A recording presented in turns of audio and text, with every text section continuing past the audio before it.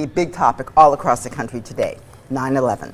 The public is encouraged to attend a special procession in downtown Las Vegas tonight to honor this tragic day in American history that changed our country and in many ways brought us closer together. Firefighters and police officers will all take part in the event beginning tonight at 7 o'clock at the Fremont Street Experience.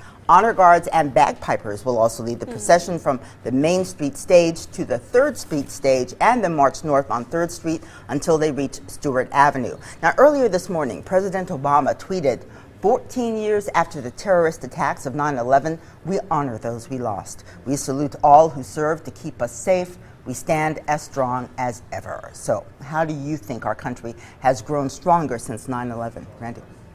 Well, I definitely think we are stronger, as much as a hideous event that it was. It really, really was. And I think perhaps it was a wake-up call that we got. It was, I mean, look at what we do now in the airports. We take off our shoes, we take off our belts and everything. But I definitely think the country's stronger. I think that our elected officials and our military are more aware of the idea that we actually can be attacked on our home soil, which had never happened. Pearl Harbor, obviously, but here in the continental United States, this had never happened, which I think part of what stunned, you know, I get chills thinking about it right now.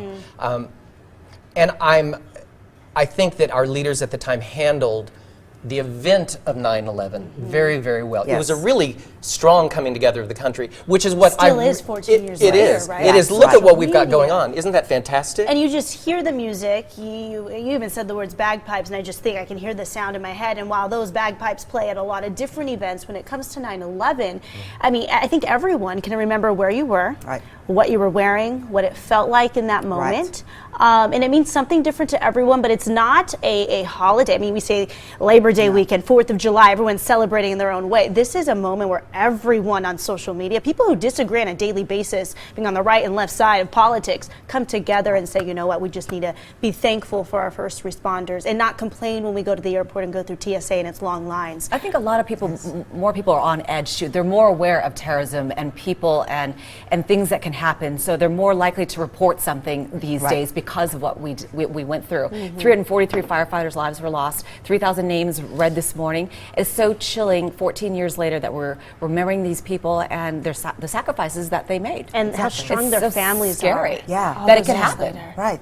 And just to hear all those stories, and I know here locally at a local high school, there was a teacher who lost her life in Flight 77 when it hit the Pentagon. So just I think everyone in this country was affected in some degree. Absolutely. There we go. Sound off. Let us know what you think. But on a much lighter note, we